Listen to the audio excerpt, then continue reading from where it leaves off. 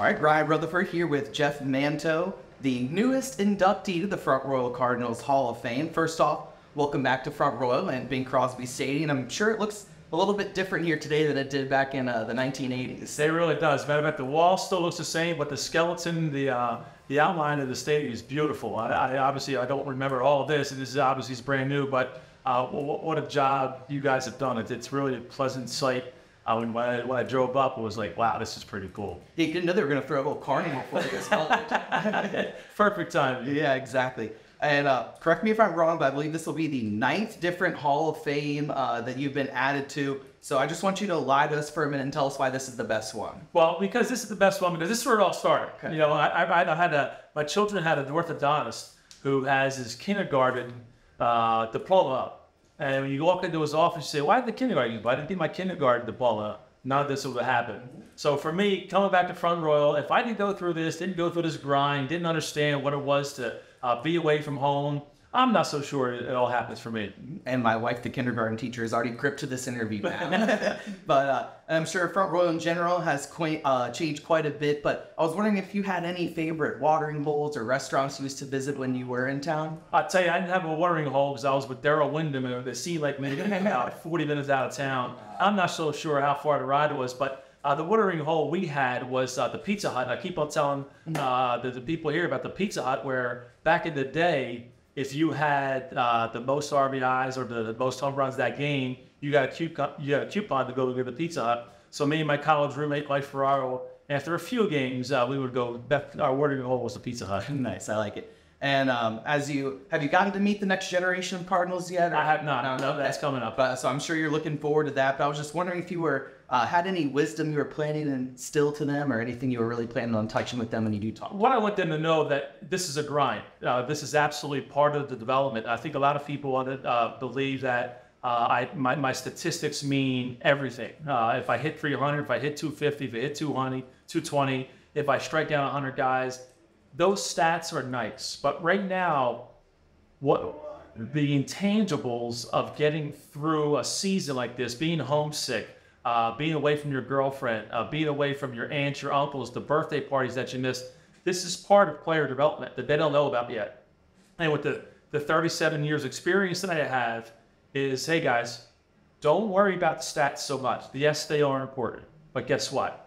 The development, getting through it mentally, really is an intangible that it only happens to guys who grind it out. Yeah, and that's kind of the introduction to the grind in a lot of ways. With this summer league slate, they're playing so many games, such short amount of time. You spent so much time in the minors, and in those kind of long seasons, like, it can be hard to lose their focus. Like, what would you say to those guys going through the beginning of this grind? It's normal. Yeah. What you're experiencing right now is normal. It's not. It is no indication of who you are as a player. It's no indication of who you are as a person. This is normal. Every major league player has gone through this. And if they haven't gone through this, they're lying. Everybody goes through this. And yet it's the major part of minor league development that nobody talks about. And now looking back a little bit more on your major league career, there's a lot of Orioles fans in the area that I'm sure remember your tear with the 4 home runs and 4 consecutive at-bats. A feat you share with names like Mickey Mantle, Barry Bonds, Albert Pujols, so many really talented players. And I think it's safe to say you were in the zone for that stretch. So I was wondering what that kind of was like for you. Did you wear the same underwear every day? Like, what were you doing there? I was one of my left sanitary sock one every day, that's for sure. I remember I was in Ellicott City. My wife and I were living there, and I took the same route every day, for sure. And it didn't matter if I was in a traffic jam, to get over to the left lane. No, I'm going to stay in the right lane all the way to the ballpark. And that's the way it was going to be. But I don't remember the 5th official at bat. And as a matter of fact, I remember a reporter asking me, how come you didn't acknowledge the fans? And I told him, I said, I didn't hear the fans. But that's when you get that infamous zone, all you hear is your inner self, all you hear is yourself, and you're so focused. And that's one of those things, man, I wish I could have bottled up. Yeah, that's awesome. And of course, another highlight of your career, heading to those 3 World Series and the final trip with the Yankees, you were able to get over that hump and secure the title. I was just wondering what you thought looking back, like what made that Yankees team different from the other ones that were right on the cusp? The thing that stood out the most is that each player respected the other guy.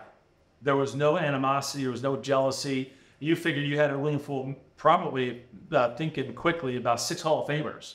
When you walked into that clubhouse, Joe Torre had it completely under control. Usually they let the players take over the clubhouse. Today's game is like the players are always the representative for the team, and a lot of managers aren't representative anymore. But Joe Torre did a really good job of controlling. You have the Jeters, you got the Bernie Williams, you have the David Cohns, you got the Tino Martinez's, and the Scott Brocious, and on and on. When you walked in that clubhouse, you didn't know who was the starter because everybody was treated the same and everybody treated each other the same. And after your play career, of course, you're one of the baseball lifers. You didn't go away, stuck around and managed player development, all that good stuff. But one thing I found really interesting was your work with some of the guys like Adam Dunn, which I will say you were a few years too late there because he was on the Nationals before you got to work with them. So I wish you would have had him earlier. The young Jose Batista, Freddie Sanchez, and his batting title run. I was just wondering what it's like to work with players like that are already so talented and at the top of their game. Like, how do you even try to critique them? You know, how do they receive that? What you do as a hitting coach when you're working with guys like that is you have a conversation with them. You try not to go in there and say, hey, I know more than you. And I think one of the things I learned from Charlie Manuel as when I was a player and he was a coach, one thing that Charlie did so well and it's so effectively, he would ask you what you wanted. And he put the onus on you, so to speak, to where, okay, tell me what you want, tell me what you like, tell me how I can help you. And I took a lot of advice from Charlie when it came to all that, because you deal with these superstars, you deal with these high energy, high money players, and you got to know that, hey, listen, they're in control. I'm just going to guide you. And when stuff hits the fan, I'm going to remind that, hey, back when we first met, you told me to do this in this situation. So as a hitting coach, you got to just make sure you have your notes, because when stuff hits the fan, you got to be ready to guide these players. And just as we wrap up here, of course, you're not done with baseball, even though you're not in the majors or anything like that anymore. But I just wanted to let you have a chance to fill people in with what you've got going on right now. Okay, what I'm doing now, I do hitting lessons. I do I host the teams that come down to the Common League in high school in Fairfield Hills. And what I'm doing, I'm coaching the high school team and just doing lessons. And just trying to be somewhat of an ambassador for baseball, because it's one of those things where, you know, once you get it in your blood, you can't get rid of it. And, you know, just anything I can do to promote the game, I'm going to try to do it. All right, well, great. Thank you. That's all I got for you. Thank you, Jeff.